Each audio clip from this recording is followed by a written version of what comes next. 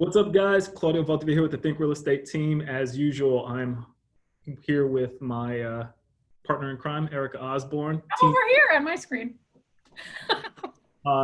We are on episode 10 of the Investor Deep Dive series, and we have recruited a gem for today. This individual is a medical officer in the Navy. She is also a real estate investor, obviously, or she wouldn't be on the show. She does short-term rentals, she does buy and hold, she does flips, and on her spare time, she also happens to be a fitness guru that competes at events. So there's going to be a lot of action going on in this conversation, in this interview. I'm going to go ahead and turn it over to Erica so she can start the interrogation, and we'll have some fun. All right, Janine, simple as can be. We just kind of want to, first, thanks for being here. Second, we kind of want to start you off of where you came from, kind of where you grew up, and what even brought you to Hampton Roads in our area to begin with. Awesome. Okay, well, thanks for having me. This is quite the honor. I am originally from Michigan, and I grew up on a farm outside of Grand Rapids, and grew up kind of like in a rural area.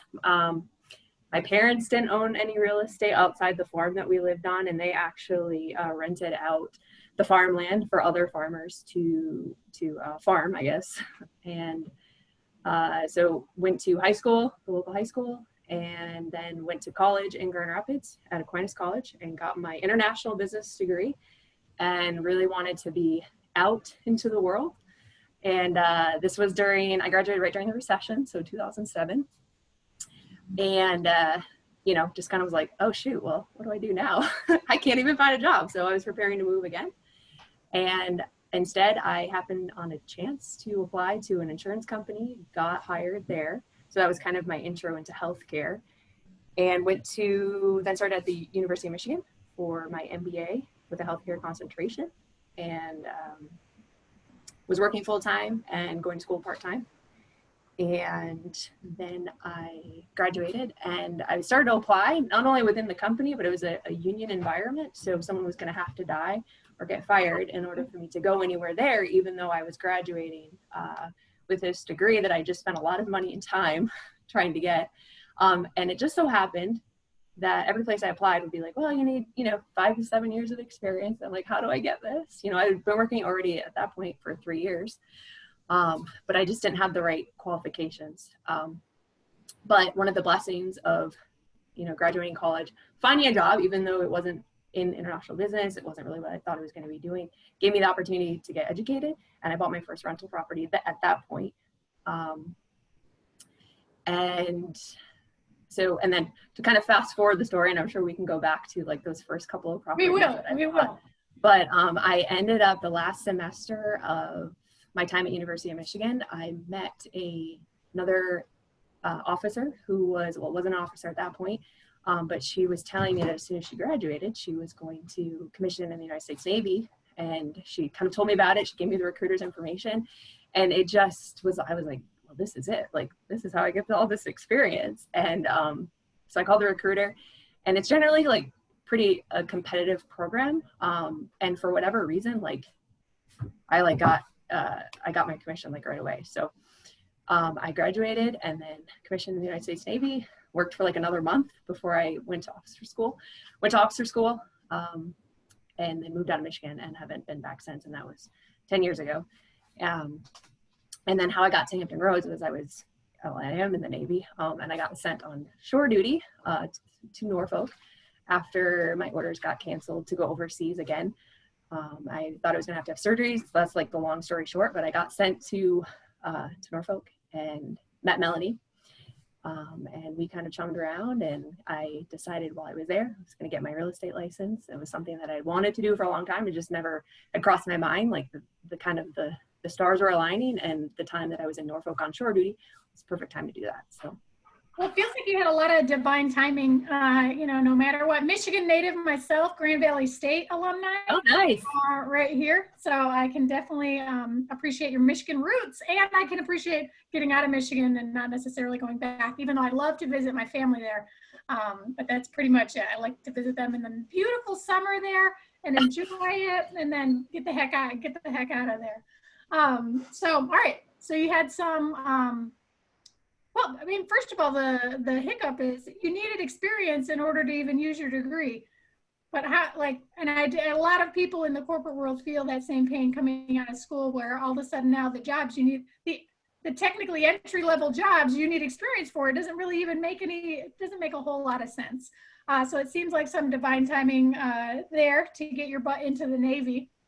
And then even after that here, you know, in Hampton Roads, and coming across Melanie, who is the Think Real Estate Team founder. If anyone listening doesn't know, you know, who Melanie is, and she's a great kind of or a little partner in person to push you into, you know, further into real estate for sure, as she's cruising, gallivanting around the world currently. So, all right. So college, all that education, you're currently using it, currently still in the Navy, doing your thing, now in DC. So your first deal, let's go and talk a little bit about how did you even think, is your first deal's in Michigan, right? Yep. All right, do you still hold that? I just sold it actually, so last year or the year before. It was in the last 2 years. So can you tell us a little bit about how you decided you wanted to get into that property, how you kind of educated yourself before jumping into that property, and really what kind of the life cycle of that property looked like from buy to sell? Yes, absolutely. So I had just started my first job after college, and I was paying down some debt, some credit card debt that I had gotten into while I was putting myself through school. And so I just kind of got into that realm. But while I was at school, for whatever reason, real estate, the business world always spoke to me. And obviously I was studying business. And I just remember, so East Grand Rapids, I know you're familiar with it. I would leave campus with my Walkman, and I would be listening to all these real estate and business experts, and I would walk around East Grand Rapids, and I still remember this like this is yesterday. I would walk around and just be like, well, one day I'm going to live here. Like one day I'm going to be able to own this stuff. I don't know how I'm going to do it exactly, but I'm going to figure it out.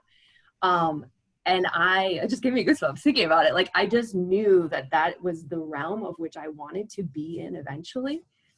And then also another like key point, I don't know where my dad got this, but he always encouraged me when I got to the point where I had paid off my credit card debt, and I, you know, like I could move out or I could buy a home or whatever. My dad just really encouraged me to buy a multifamily, which is strange because we don't like, my parents own their primary home, but they're not in the real estate world. But he just really encouraged me to think about it like, why not have someone else pay your rent or your mortgage payment? Like, why not do it? Why pay your own mortgage when you could buy a multifamily and have someone contribute towards that? So, you know, like I mentioned, it was also during the recession. So I got the deal of a lifetime. I actually found a 4-unit building. And this was after probably 6 months of searching and having, I remember I had put a couple offers on in short sales, but like the banks just couldn't figure this out. And so like they would end up foreclosing on it, even though that there was an offer, like a very viable offer for me. And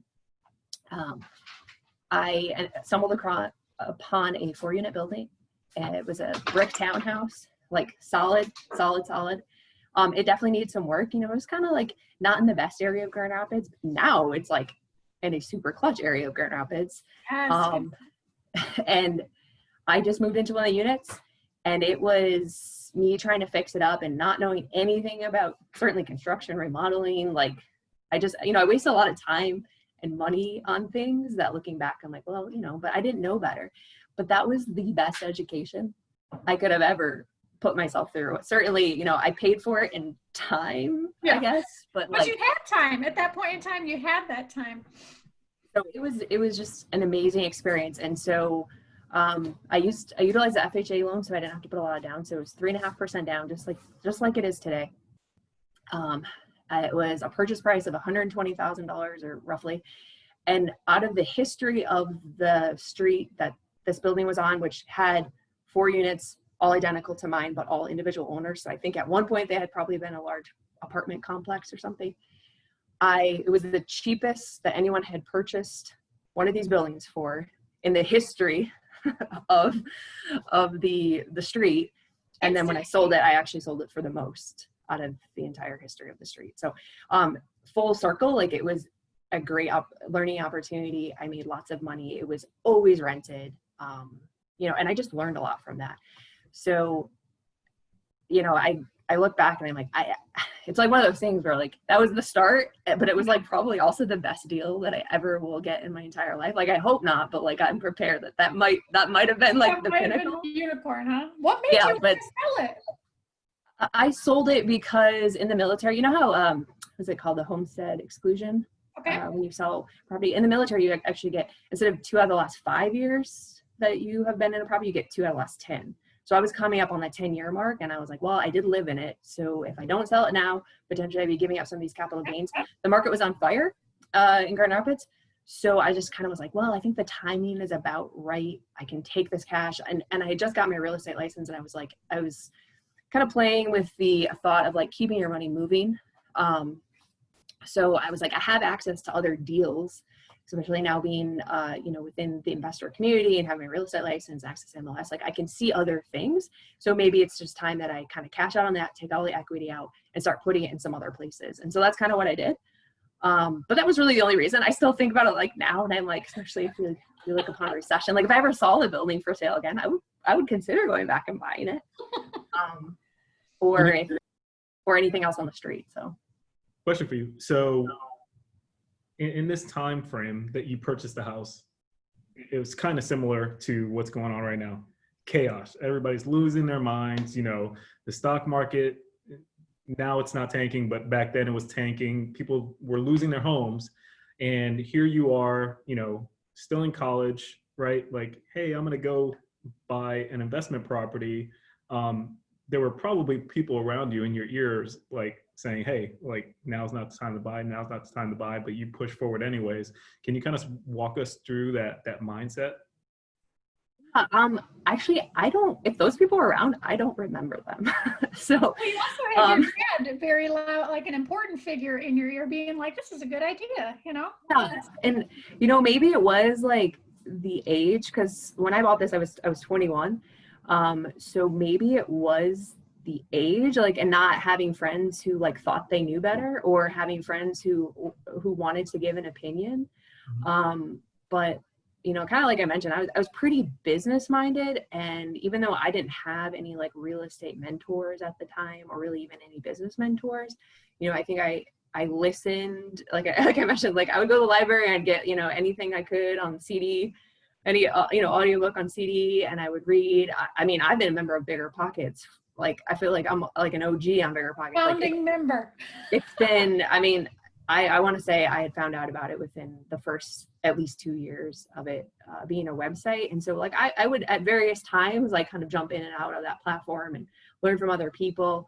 But I don't know. You know, as far as like when you look at the market now, like obviously there's a lot of uncertainty, but I think the principles, the fundamental principles are still the same. Like people always need a place to live. So you're always going to have buyers, renters, or people living under the bridge. Like you got 3 options at this point.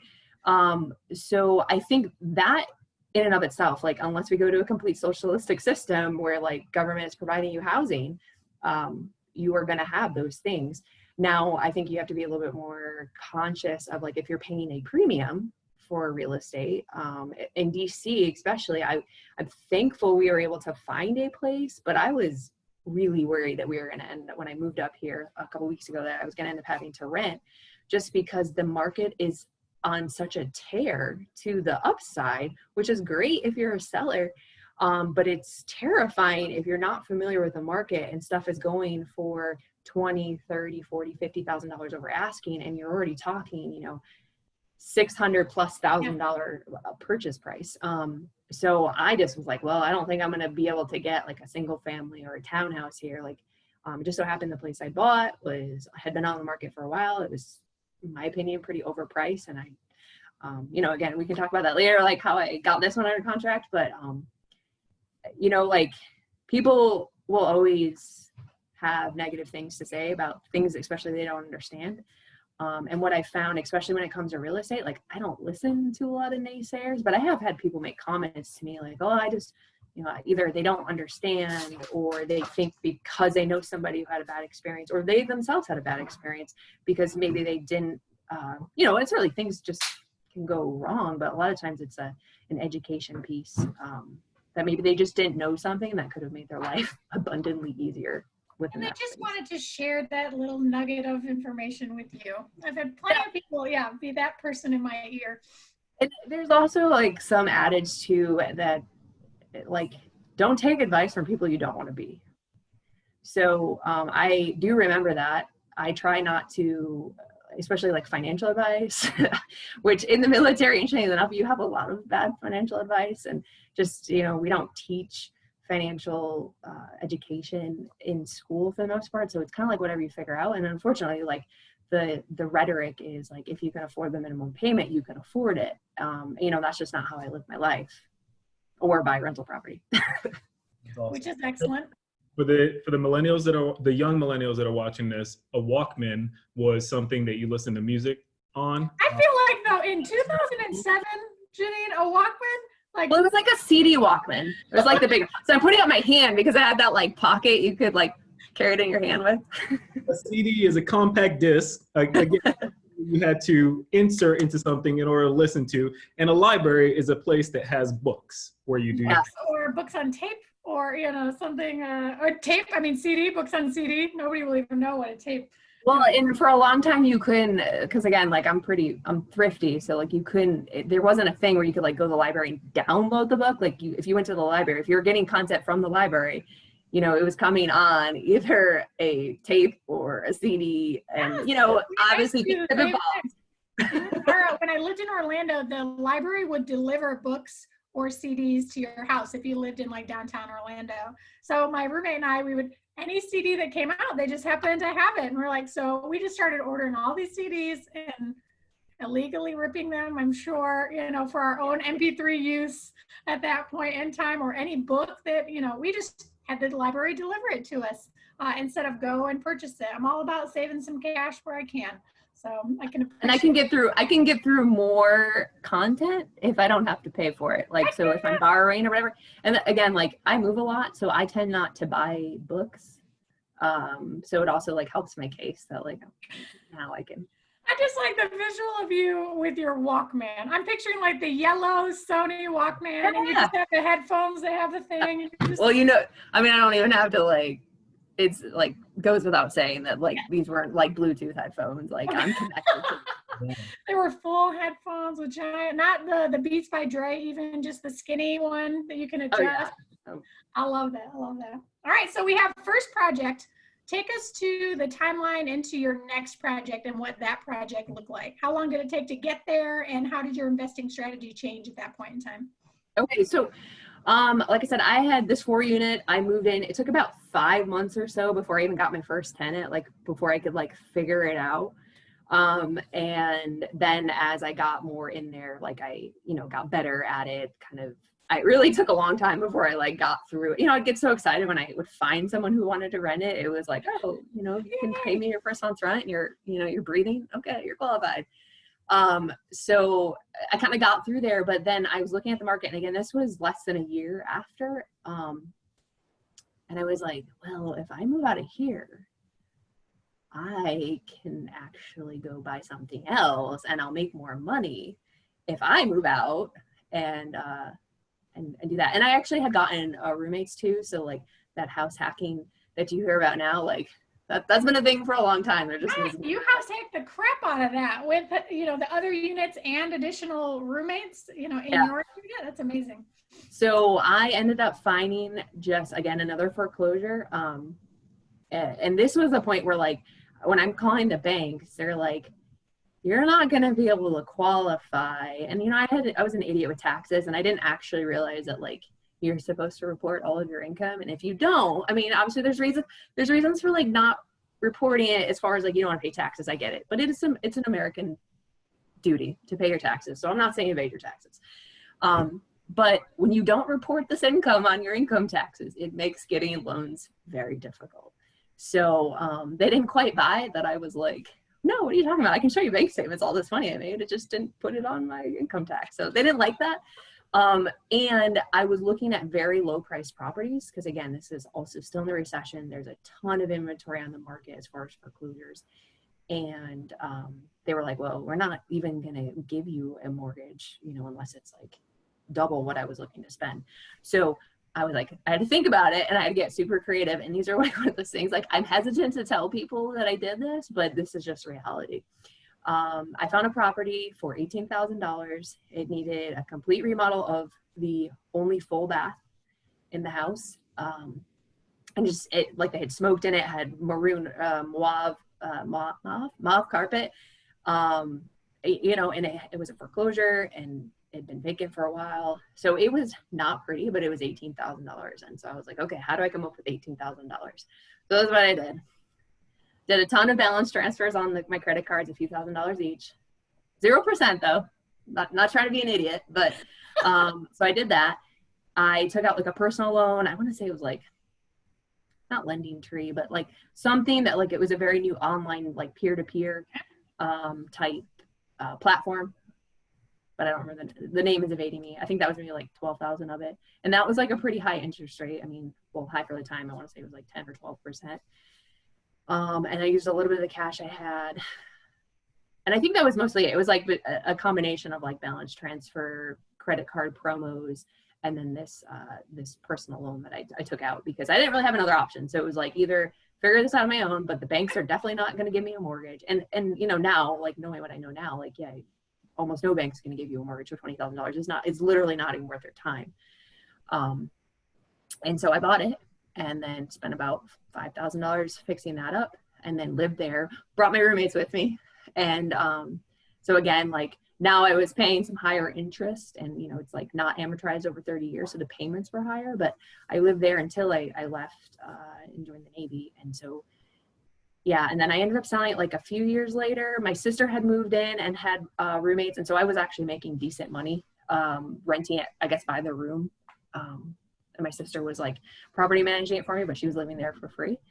And then finally, when I moved to Spain with the Navy, I was like, well, my sister had finished actually at Grand Valley. She's a physical therapist.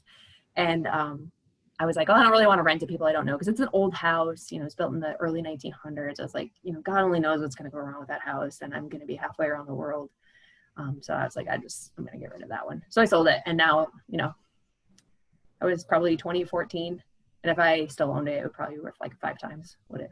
Right, Janine, how did the numbers look on that project? Like, how quickly did you pay off those, the personal loan? And I want to say I paid it off probably within a year or two. So it was just free and clear, owned free and clear by you. So anything you sold or anything you gained off of that sale is profit on it. What did you? I'm super curious what you sold it for at the end of the day. I want to say it was close to 50,000, and we, other than like $3,500 for a bathroom, which like the toilet actually almost had fallen through the floor. So like, it was like one of those things, like it wasn't like, well, maybe I'll get to it. Like pretty important fix. You know, I want to say it was definitely less than $5,000 that we'd spent. I repainted it. I didn't even take out the carpet. I mean, it was still like. You kept them off carpet? Yeah. Mm-hmm. That's impressive. That's very impressive to hang on to that.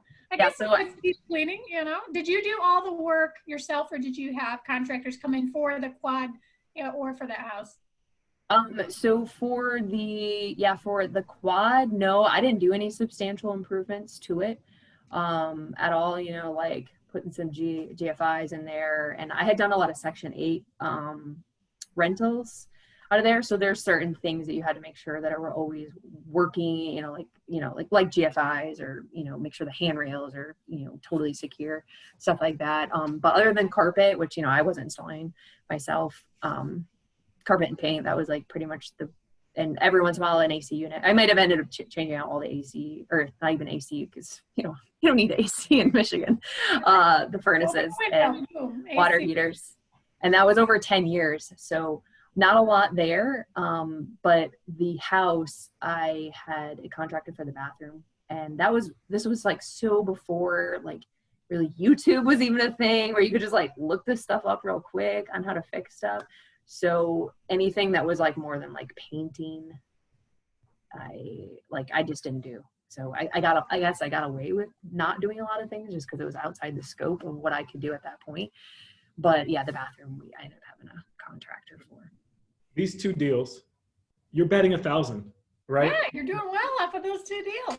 I cannot miss a shot.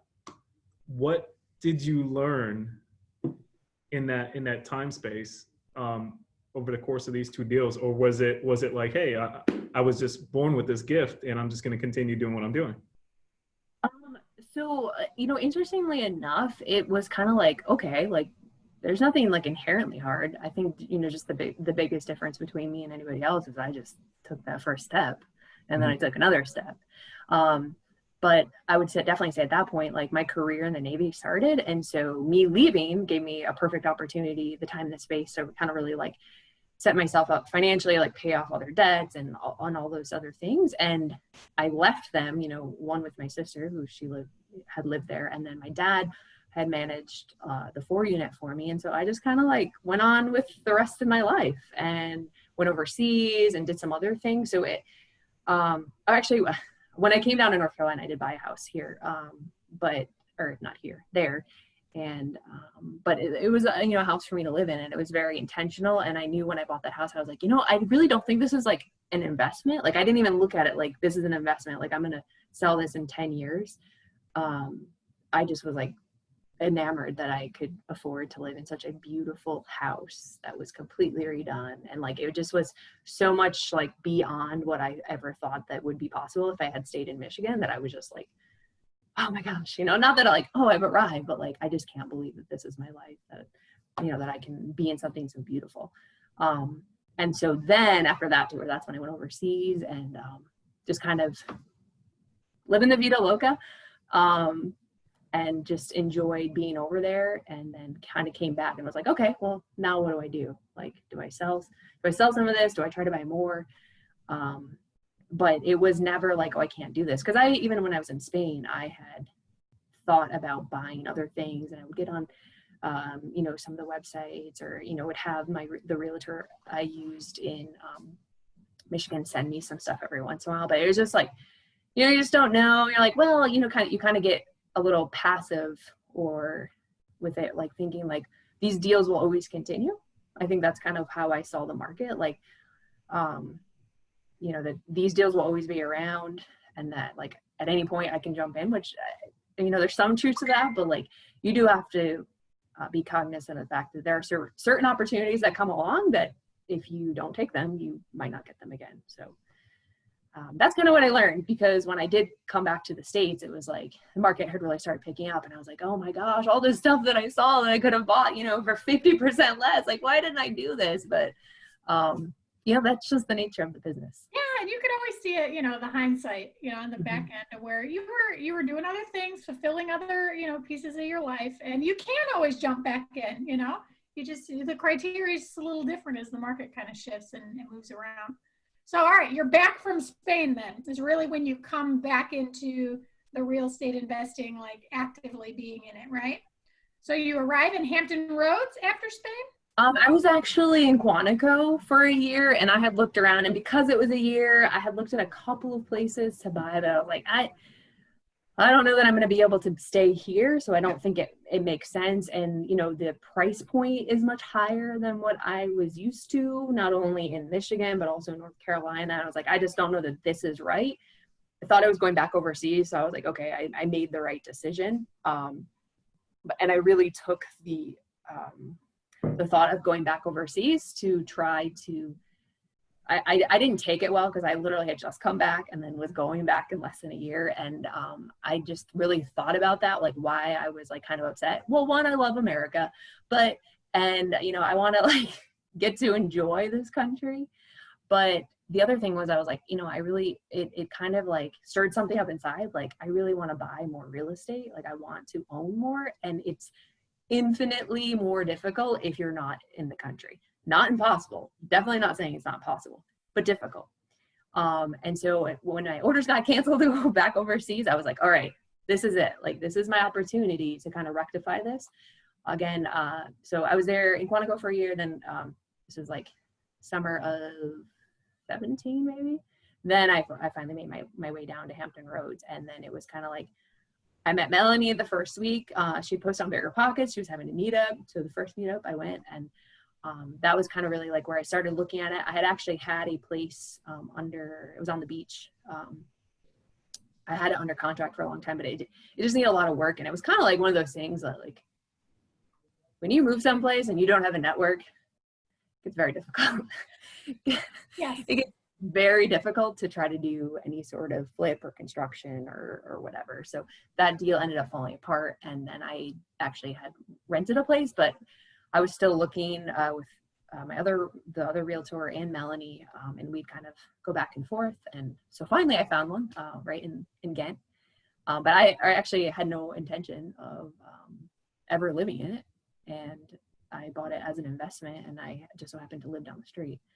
So I actually had bought two right back to back, like within 30 days. One I paid, actually, I think I'm trying to think how this worked, but I ended up getting a condo over in the pier building. That was a great deal.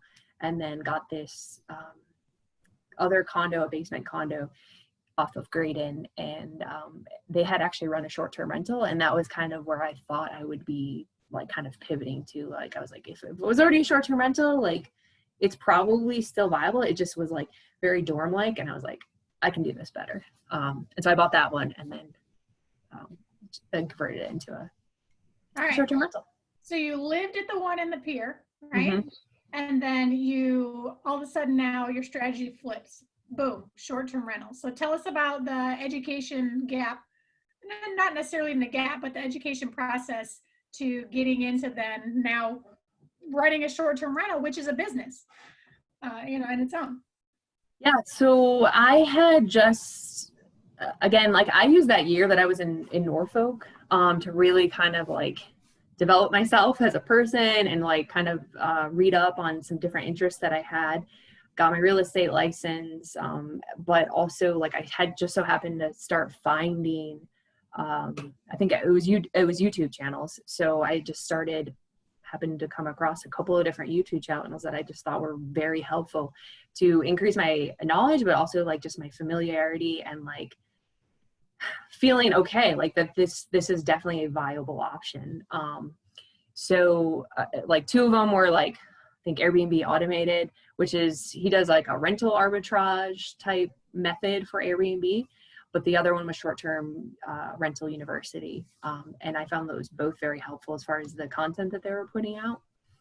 And then the place that I ended up turning into a short-term rental, I did find out had been a short-term rental before, because the reason that I was pretty sure that short-term rental was going to be successful in Norfolk was because when I moved there, I had a dog. I could not find a place that was dog friendly for any period of time that was not going to cost me an arm and a leg. So I just was like, I'm not the only person. Like, I'm not the only person to ever moved here during the summer when all of the hotels are booked. Like, I'm not the only person who's moved here with a dog. Like, there is a need that is not being met in this market. And I'm pretty sure that I'm going to be able to meet this need if I convert this into a short-term rental. So when I bought it, he like left all the furniture there for me, but like I got rid of almost everything that was in there. It just was like, but no thank you. Yeah, it's a basement apartment, so it's already a little bit dark. But it had some like cool features, like a brick chimney and like it has some tile floor. So it just kind of gave me some like European vibes. So I just decorated it to that. And that's kind of how I marketed it. But especially since I didn't have carpet, I was like, yeah. And the building's dog pet friendly. So I was like, bring your pet. Like, I didn't even charge anything extra. And I just decorated it the best I could. And, having watched some of the YouTube videos and like kind of thought about like, well, what do I like when I go to a hotel? Like, obviously I want it to be super clean. And, so just making sure that things like that were taken care of.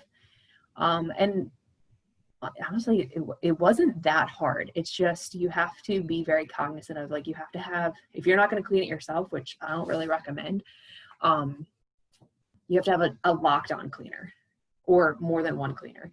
You have to have a handyman. If you have access, to like your cell phone or like don't mind managing, like you don't have to hire anybody to do it. I don't think it doesn't take an exorbitant amount of time to manage it yourself. It definitely takes more than probably a long-term rental, like just, you know, making sure that they pay you every month. But for the most part, like, for me, there's a lot of upside because I like knowing if something breaks, I like knowing right away, because someone who's paying a nightly rate is going to tell you if the toilet is leaking, or they're going to tell you if, I don't know, like there's trash outside, you know, if like the building's not taken care of, like if there's trash outside, or, you know, they're just gonna, I have a much better idea of what's going on in the property, because not only will then most of the tenants tell you if something's wrong, but the cleaner will tell you. So I really appreciate it in that regard, especially when I don't live anywhere close by. And it just so happens the month that that listing went live, I got hot filled, which is like quick orders, down to Camp Lejeune in North Carolina. So I literally have not been in this unit for probably 2 years. Oh my gosh, it's amazing.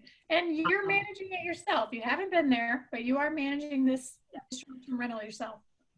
Yeah, and so I don't have it listed on Airbnb anymore, partly in Norfolk because of the zoning laws, even though I was doing it more than 30. So originally, yes, I was totally unaware that there was any zoning laws that would prohibit me from doing this.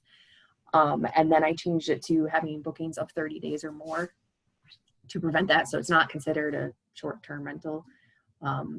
But I think actually I'm going to pivot that one in particular probably to doing like traveling nurses or something of that effect, just because the hospital is right down the road.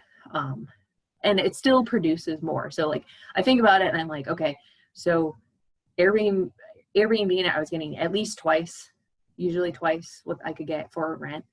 And then I'll get less if I do like a traveling nurse type of thing, but it's already furnished. So for me to go have to, you know, take time off to go and pull all the furniture out and all that stuff, like whatever, like I'll still make more than a long-term rental. But worst case scenario, the numbers still work as a long-term rental. And so that would be like definitely a piece of advice I give to anybody who's like thinking about like, oh, you know, short-term rental is what I want to do. Make sure that you have more than one strategy, because if it ends up going to a long-term rental, like you don't want to be paying out of pocket. So even if it like just ekes out, I would be very hesitant to really consider something that you know is going to lose money if you lose your ability to short-term rent it. Because unfortunately laws change, or you may not be aware of all the laws, the existing laws. And or, you know, you could have something like hurricane come through and totally wipe it out, in which case, unless you have very specific short-term rental insurance, like you may not be able to get recouped for the rent. So there's just some things, but overall, like I really like the motto, even though it takes a little bit more effort on my part. And then you have to deal with, you do have to deal with a lot more personalities, because you have just so much more turnover. But as long as you have a rock solid cleaner and a handy person, you can do it. I mean, the things that you do, like just listening to it, I'm exhausted. There's so much going on, like medical officer in the Navy. Hey, I move here, I got to get this thing set up. I'm buying properties. Like, can you give, and in addition to that, like you're talking about education, like, hey, it's a constant in my life. I'm reading or listening or, you know, jumping on websites to get more educated. How do you balance all of that? Give the people that are watching some meat and potatoes, because people are going to be watching this and they're going to be like, dude, there's not enough time in the day to get all these things done. So tell us about it. So I tend to like try to frame my life in a series of like challenges. Like how do I get what I want with what I have? And so like, obviously I have a full-time job. So like, how can I structure everything else around it that I can still have a job that I really enjoy, being in the Navy, but also be able to invest in real estate. So for me, like, I don't spend a lot of time on like extracurricular activities that are like way outside the scope of real estate. And maybe that's not the right answer for everyone, but that works for me. You know, I don't have children right now, currently. So that gives me, I think, probably a little bit more free time, but I take advantage of opportunities like when I'm in the car to listen to a podcast or to listen to an audiobook, I speed up audiobooks and YouTube. So like if I were going to watch this on YouTube later, I would like put it to at least 1.5 speed. And it's amazing because you can listen so much quicker than you could ever talk. And so you can get, if the point is to like just be able to consume some content, like speeding it up helps. You know, when I'm working out, I like to watch YouTube videos or, you know, listen to podcasts. I mean, I like to like watch some trash TV too, like whatever is like I'm in the mood for that day.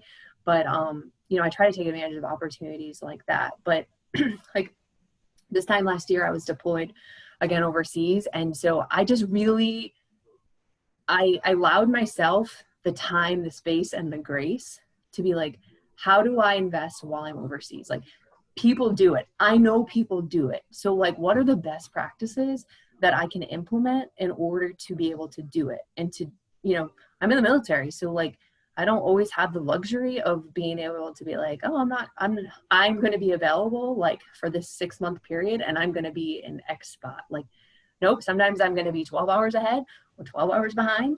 And it's just, what can I do? So like I read, actually while I was deployed, I read, it was David Green's Long Distance Investing. And so it was just really interesting because I'm kind of like already doing some of this stuff, but also plants the seed, like how I could do it and how I can do it better. And like, what are some other tweaks that I could do in order to be able to fit it all in? Like, yes, I'm very busy, but it's at least things for the most part that I really enjoy. So you make time for what's important. And it's a lot easier to make time for things that you like. And so, especially over the last couple of years, kind of being in and out of the United States, you know, I just really thought long and hard while I was gone. Like, how can I do this better? What systems do I really need in place? You know, Airbnb specifically, like one of the things that I'm looking at right now is like hiring some sort of like virtual assistant, like whether they're overseas or here, like just to kind of manage the systems, especially if I want to keep expanding. So that way, if someone has like an inquiry, like, I don't know, where do you recommend to eat? Like if I don't already have that written down, which is one way to like prevent some of these questions, you know, I can have someone else who can just like Google it real quick. Like, oh, you know, there's a diner across the street, or, you know, like check-in stuff. But my properties that I have in North Carolina now that are on short term, you know, I just found like a really good cleaner. So she handles a lot of this stuff for me. And it's kind of like figuring out like what you can outsource and then focus on like what you actually really like to do. And, you know, and what you don't really want to do and try to give it to somebody else. So I really love what you said about, you know, giving yourself some space and grace, because a lot of people, you know, they'll jump into real estate and they'll want to achieve results pretty quickly, right? And it's like, if I don't get here by this certain time, then, you know, I give up. But what you said was that like, I'm doing this as a lifestyle. It's an extension of who I am. And that allows me the ability to kind of allow it to grow at its own pace. I'm still being intentional with it, but it's growing organically as opposed to trying to force it to happen. In which case, you know, I know investors, you know, whether they're buy and hold individuals or they're flippers, where they chase after this thing, get a couple of deals on the contract, and now because they've rushed into it, they have to get to the next deal in order to pay for these deals. And it just becomes like a vicious cycle, but you're allowing it to grow organically, and it kind of takes the pressure off, right? It's like, hey, like I'll grow this thing. I have a roadmap, but I don't need to speed to the end of this thing. Yeah, I that's kind of, I guess, where I've found the balance because I have a full-time gig. I don't get, you know, 40 extra hours, and I wish it was only 40, but, you know, I don't get that time back. So like I'm already dedicating, that's already blocked to the Navy. But so when I was deployed last summer, I bought two or three places. I can't remember, or I at least had 3 under contract. But when I bought them, I was just like, okay, so like I've happened across the deal. I can afford these because I was paying cash. So it wasn't like I had hard money lender breathing down my neck and, you know, having to make these huge payments. And I was like, I'm going to try. And, you know, and again, like going back to like reading that like long distance or whatever that book was, long distance investing, like, okay, these are the things that I need to do and I should be thinking about. And like, okay, you know, so I was in a fortunate position where like I could give myself that time and space. And the mere fact that like, okay, I was gone, I still successfully like purchased a thing. So like when they're like recognizing like, okay, I'm still moving forward, even though like it is such a pain in the butt to wrangle contract. Like you think wrangling contractors in person is difficult. Like think about doing it from like halfway across the world and like trying to figure out like, all right, it's 6 p.m. here, but it's like 8 a.m. there. They're probably not even out of bed, even though they should be at Lowe's getting my stuff. So like just trying to deal with that, or like some of these like podunk towns that I've invested in, like they don't do anything online. So they're like, oh yeah, come into the office and like fill this application to turn your water on. It's like, come on people, like I can't. Thankfully, like I have a little bit of excuse, like, well, I'm sorry, but I'm I'm in the military and I'm deployed. Like, can you please help me out? That usually goes like pretty far. But it's just really like, okay, like a win is a win, even if the win is not like at the speed of which you want it to be.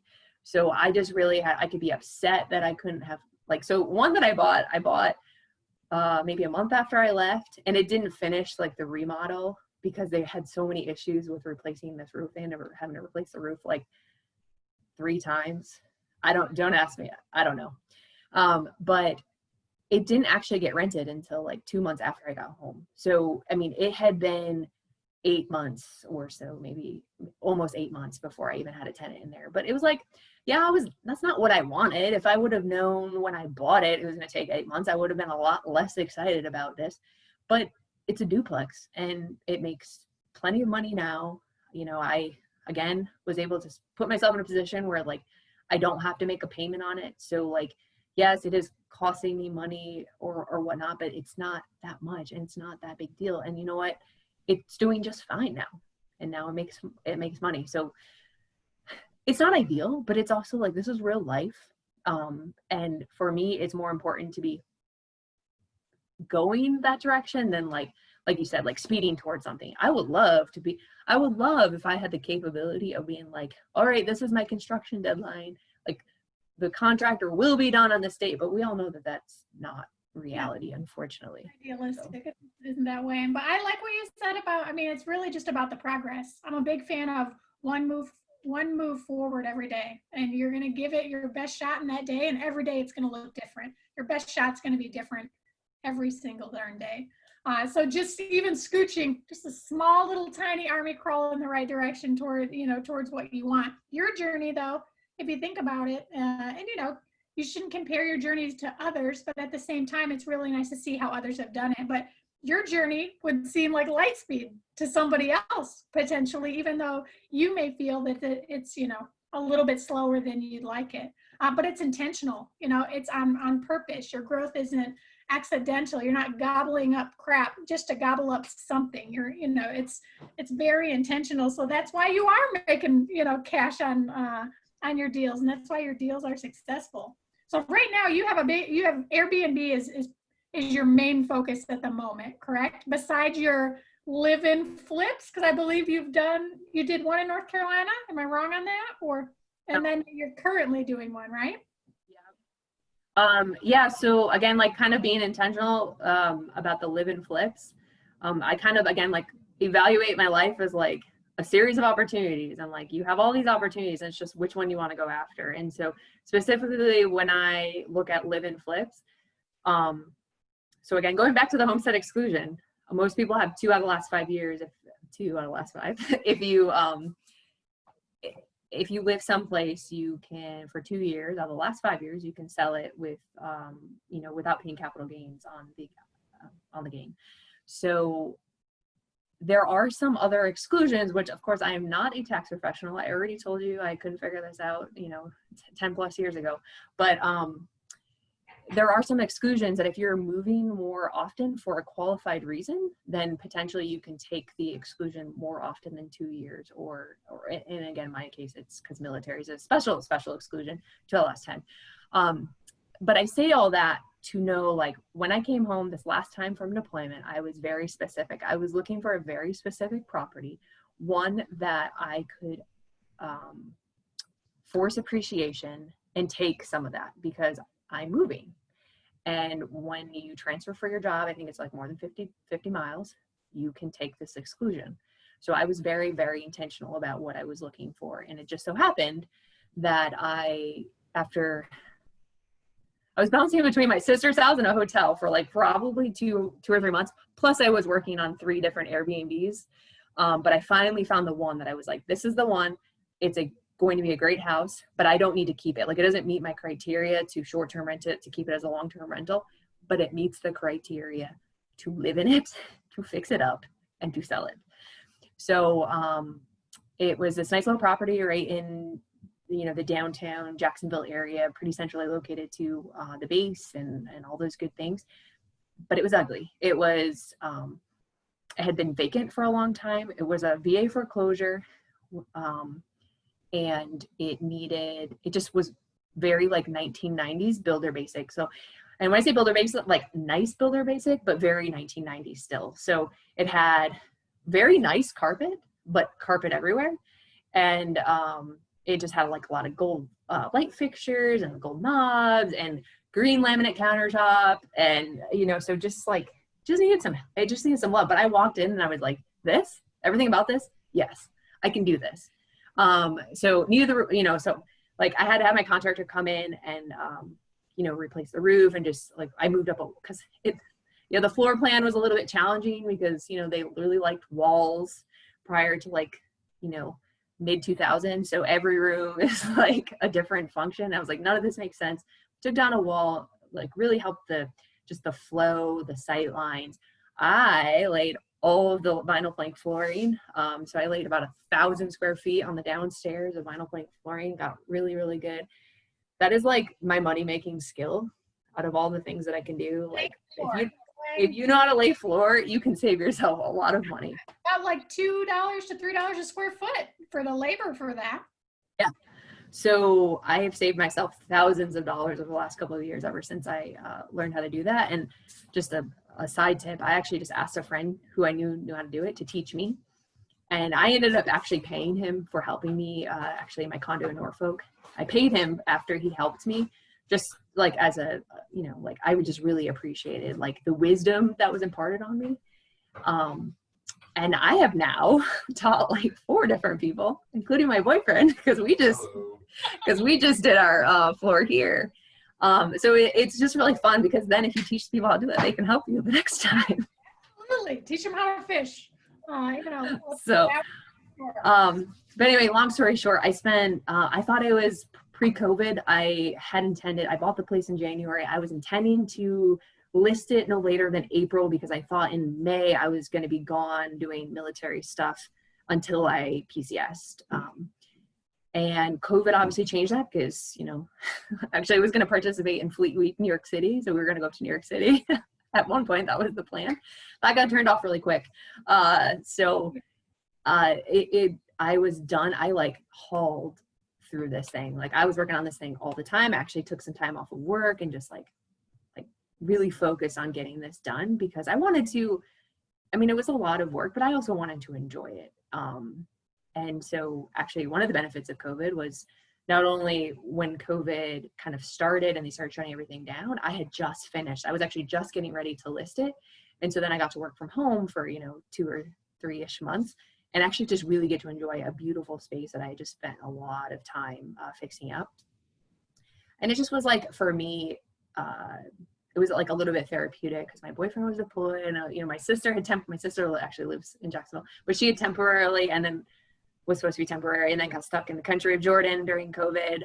So I was like kind of just there by myself, and this was like just what I could focus on. And it was just really, wasn't always enjoyable, but it like, at least it like kept me out of trouble. Just like, I just I just delved in, and that was like my primary focus.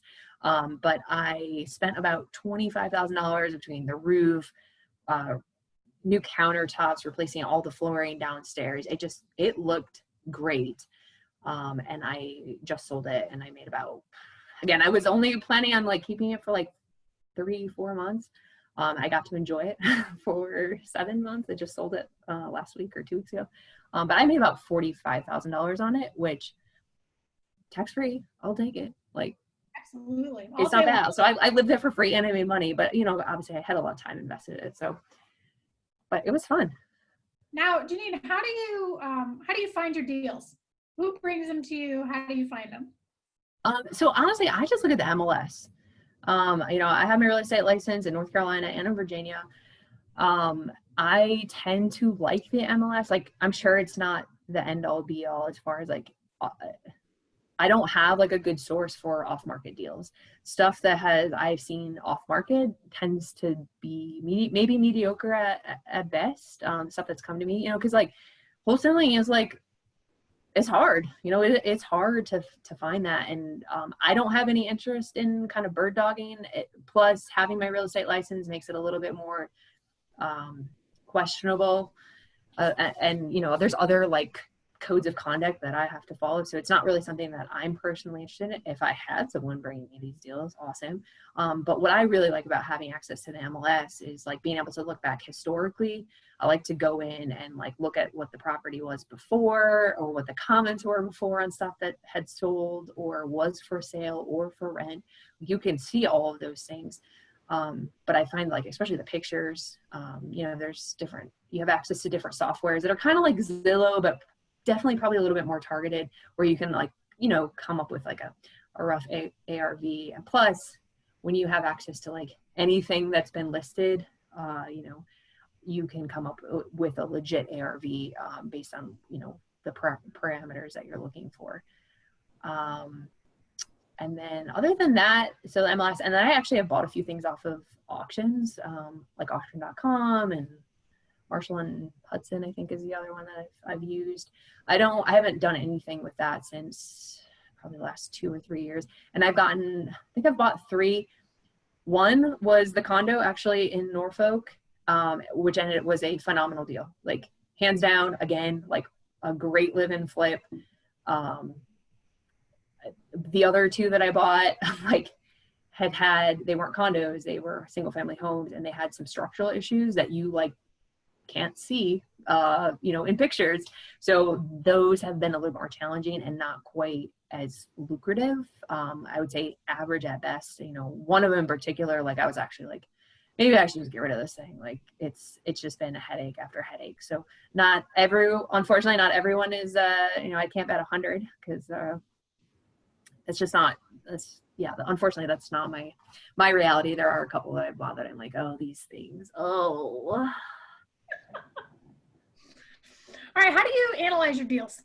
Like, how do you know if something's a good fit for you?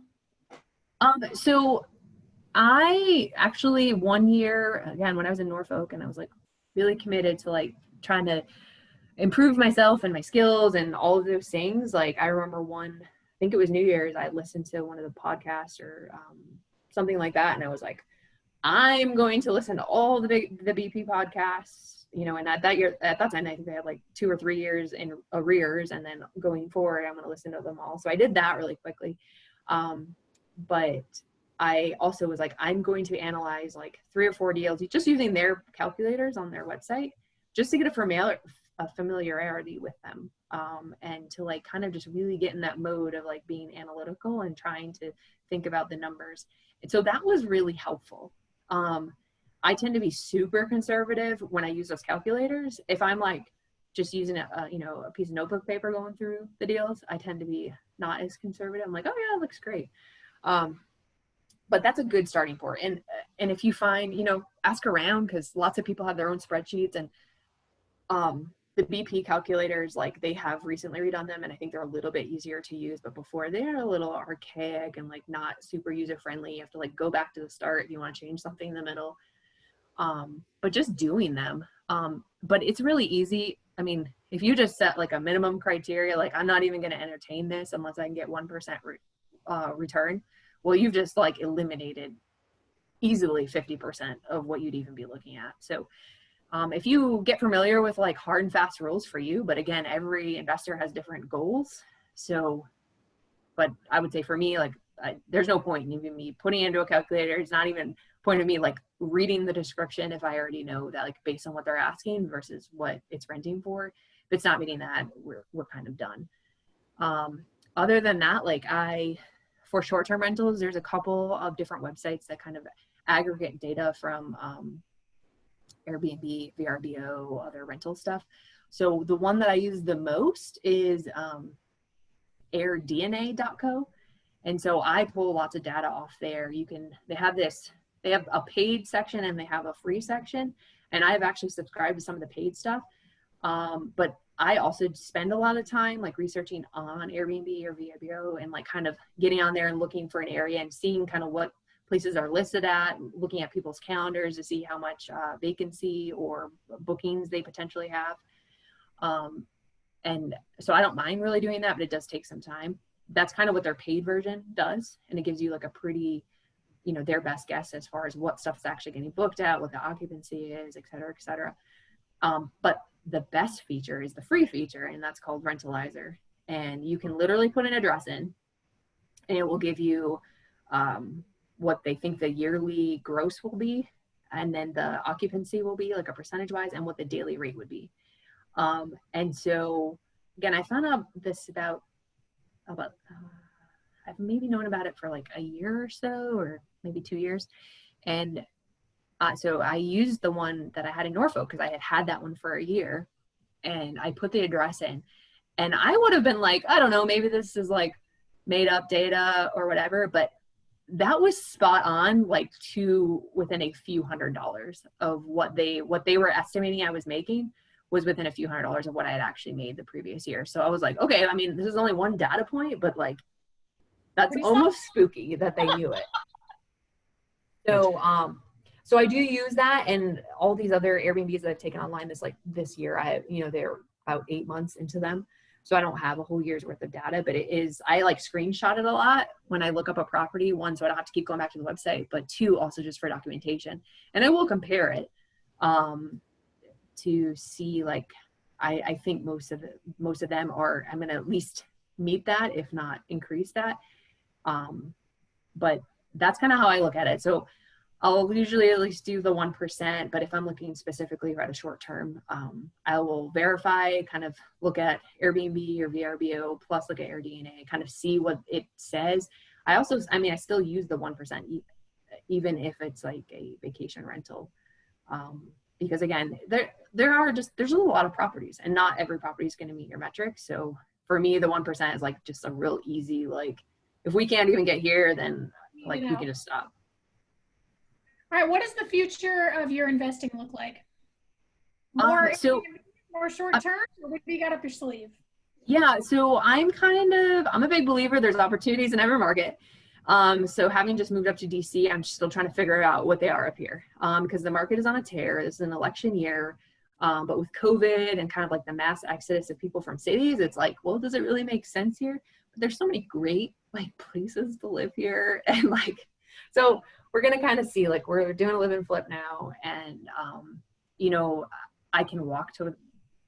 I work at the Pentagon. I can walk to the Pentagon from here. Like it's just like this living is like me, but I live in a condo, and I don't love living in a condo. Like I like having a yard and all those things. So I don't know if this is going to be like an entire tour that I'll be here, or if we'll end up finding something else. But do have my VA loan eligibility, so I'm keeping my eyes open. But I feel like in order right now, especially to be paying a premium at where we are in this market, like it has to be the perfect thing. Like I'm not really willing to like make any concessions, just because I think things will change after the election. And it's just like, so if it's not 100% perfect before the election, I'll like kind of continue on. But I am looking again, still in down in Eastern North Carolina, since I kind of already have the system there. So I've been still looking for short-term rentals. Again, I just like that model. So that's kind of where I see myself pivoting. Unless something else kind of comes up that would make me choose differently. But, time is a little bit of a factor because I don't have an infinite amount of time until I kind of figure out like what my management system is while I'm otherwise occupied, with my new job and kind of having someone else watch over the booking platforms and answering guest questions and stuff. So those are things that I don't have to do, but somebody has to do them. So that's what I would like. I really do I have an income goal for short-term rentals, and I think a few more properties and I will be there. But it's also getting a little more dicey, kind of just, not the market being in flux. And, so far I think lending is still pretty viable, but no one knows what the future holds. So who knows what's going to happen there for sure. All right. So you're starting out here, you are in Michigan, but you know what you know now. What would you tell your newbie investor self? I think I'm a big proponent of educating, but you just have to take that first step. Because if you get stuck in analysis paralysis, I really do believe the only thing that makes me different from other people or other people who are still waiting to take that first step is that I took it, but it just so happens I took it 10 years ago. And as long as you are moving forward, what else could you ask for? Eventually you will blink and you'll be like, holy crap. Yeah. How did I create this? How is this created? The evolution of wealth and I just feel granted, it's been 10 years. But I look back and I'm just like, gosh, I never would have thought that I would be in this position. But look, Simba, everything the sun touches. Be yours. All right, Janine, what about some favorite podcasts, YouTube channels, or books that have either helped you along the way, besides Bigger Pockets, of course, that have kind of helped your mindset and give you the push maybe when you needed a push? Let's see. So yeah, Bigger Pockets, they have a lot of different stuff now coming online, but just some of their original stuff. And as you go on in time, they've gotten much better as far as production value. The Investors podcast, I met them at, I think, the BP conference almost a year ago. So I started listening to that. I probably have to grab my phone because there's just random things. I listen to also some personal finance type stuff because it's kind of all interrelated. And, I just, it's just always, I've always wanted to be able to take care of myself, no matter what. So just being knowledgeable in kind of all of those different kind of spaces and making sure that I'm setting myself up for success, no matter what I end up doing or, when I end up getting out of the military or things like that. But reading, it's kind of interesting because especially, I told you I don't buy a lot of books anymore. So a lot of them are electronic, but, or I don't buy physical books, but it's funny too, because every once in a while when I move, I come across old real estate books or financial books and, stuff from 2007 and before. And you read through it and you're like, oh, this is cute. Cause this is literally all illegal now. We can't do this. But eventually we might be able to because, history has a way of repeating itself. So, but I just think really there's just so much information and it does get, it can get overwhelming because you want to invest? Well, invest in what? There's a gazillion different ways you can be investing. At times.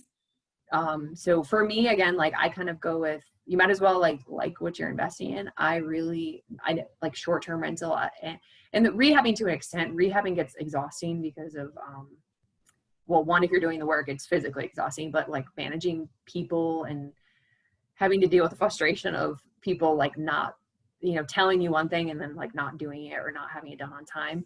But I really like designing. I really like thinking about functionality of how you live. And then Airbnbs in particular, I like thinking how to design a space that people just feel really comfortable in, but it's cute and can draw people because people like novelty, especially when it comes to Airbnbs. No one wants to feel like they're in a dorm.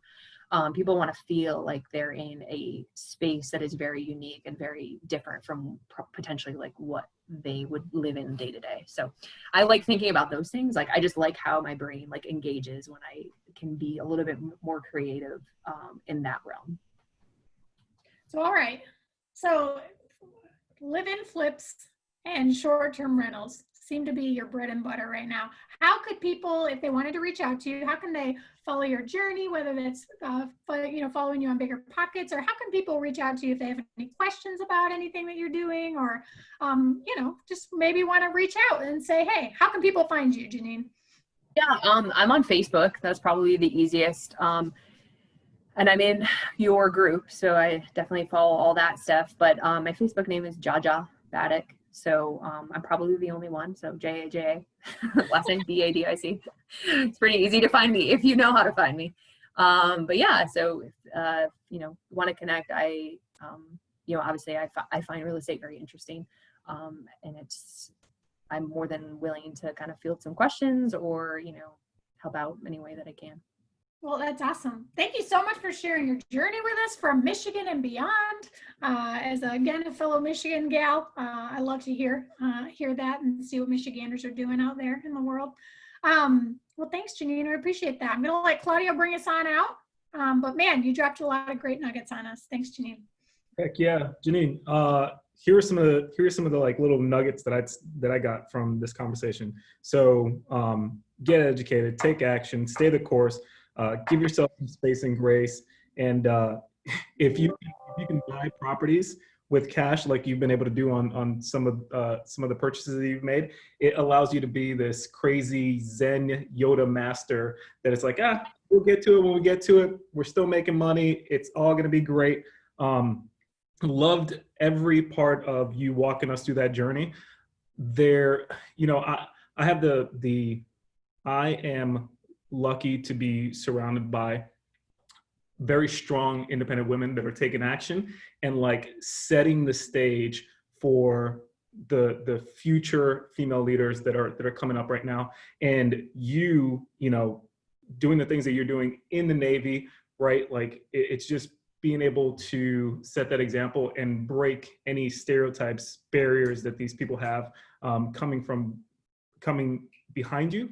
So I commend you on that. Thank you for sharing the journey with us. Hopefully everybody that's watching gets a ton out of this.